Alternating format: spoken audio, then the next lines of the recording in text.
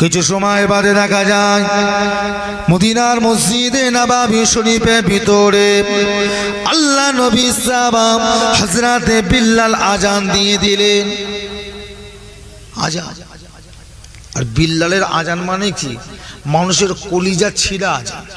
ওহ, যে যেখানে থাকতেন, কাজে বলেন, ব্যবসায় বলেন, মাঠে বলেন, বাড়িতে বলেন, বাজারে বলেন, যে যেখানে থাকতে বিল্লাল হুজুরের আজানটা শুনলে যে যে অবস্থায় থাকতেন ওই অবস্থাতে সব মদিনাতে হাজির হয়ে যেতেন। জোরে বলবেন না? আর বিল্লাল হুজুর আল্লাহ রসুলকে এত মোহাব্বত করতেন, আল্লাহ রসুল ইন্তেকালের পর বিল্লাল হুজুর গায়েব হয়ে গেছিলেন, ছিলেন না। রসুলুল্লাহ যখন দাফনটা হয়ে গেল, বিল্লাল হুজুর মদিনা ছেড়ে চলে গেছিলেন। কোথায় গেছিলেন কেউ জানে না। 1 মাস 2 মাস নয়, 6 মাসের উপরে গায়েব। 1 তারিখে নবী আমার স্বপ্ন দেখালেন, ও বাবা বিল্লাল, আমি রাসূলুল্লাহ দুনিয়া থেকে চলে এলাম। ও বাবা বিল্লাল, আমি রাসূলুল্লাহকে কি তুমি ভুলে গেলে? আল্লাহ নবীর স্বপ্ন দেখালেন, বিল্লাল হুজুর কোথায় ছিলেন? ওই অবস্থায় পাগলের মতো দৌড়ে দৌড়ে মদিনা শরীফে এসে হাজির হয়ে গেলেন। একবার জোরে বলবেন না? কোথায় ছিলেন? মদিনা শরীফে এসে হাজির হয়ে গেলেন। সাহাবায়ে কেরামেরা তো বিল্লাল হুজুরকে খুঁজে খুঁজে পাগল। বিল্লাল কোথা, বিল্লাল কোথা, বিল্লাল কোথা। যখন খোঁজ নেই, কি করবে? অন্য একজন সাহাবাকে মুয়াজ্জিম হিসাবে নিযুক্ত করলেন, যে আজ থেকে তুমি বিল্লালের জায়গায় তুমি আজান দাও। তিনি আর কাজ করছে, কি করবে?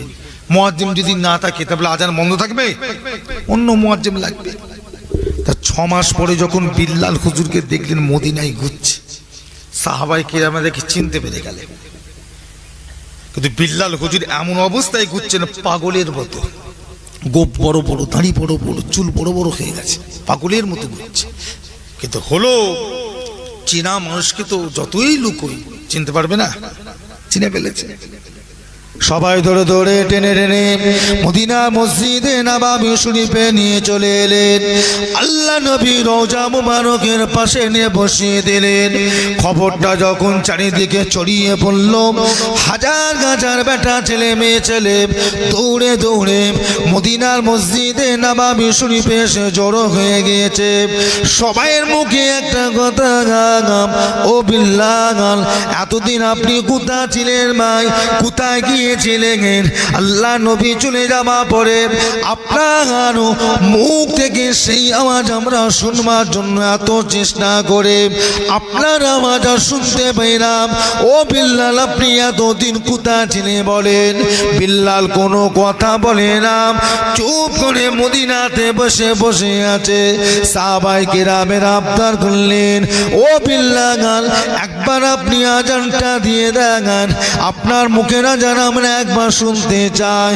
বহুদিন আপনার মুখ শুরু, আপনার মুখের আজান আমরা শুনতে পাইলাম, হযরতে বিল্লাল আজান দেবে না, চুপ করে বসে আছে। এই নওজোয়ান যুবকেরা আল্লাহ নবী সাহাবারা তো বলা বলছে, হযরতে বিল্লাল কারো কথা শুনলেন না।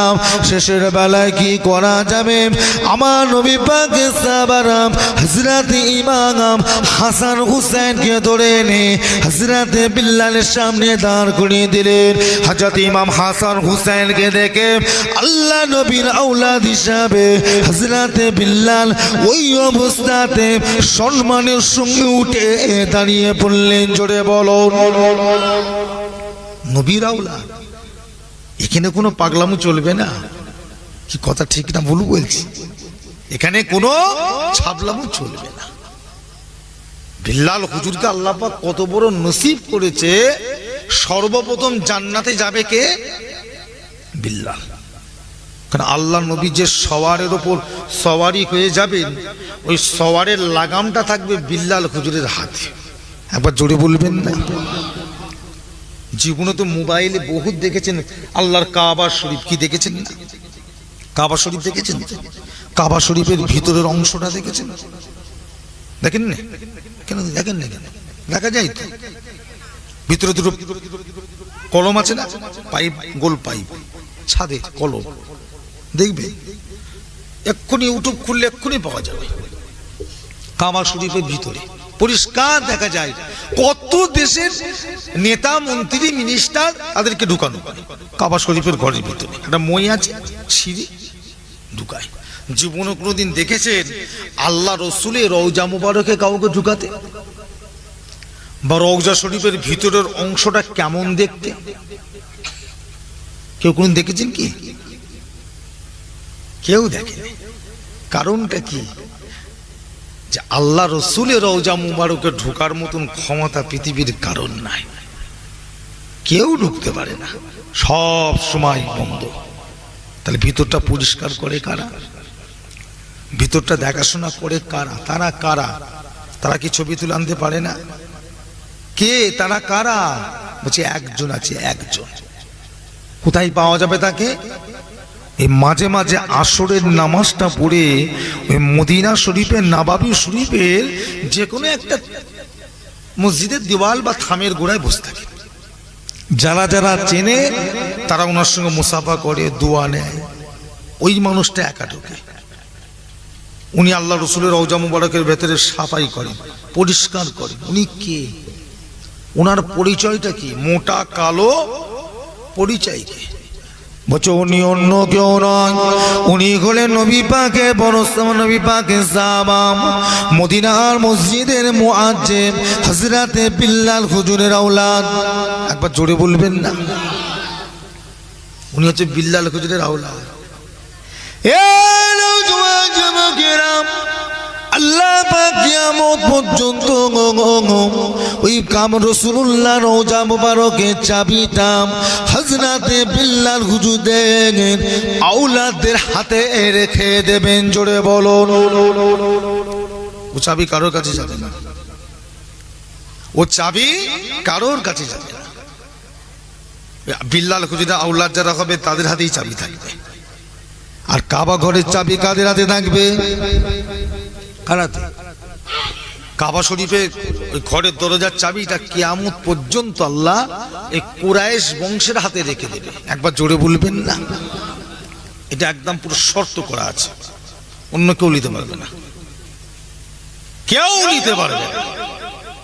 আমার দিনদার ইমানদার ভাইজানেরা, তাহাজ্জুদে বিল্লাল হুজুরের কাছে এসে সবাই আবদার করলে, ভাই বিল্লাল একবার কি আপনি আজান দেবেন না? না, আমি আজান দেবো না।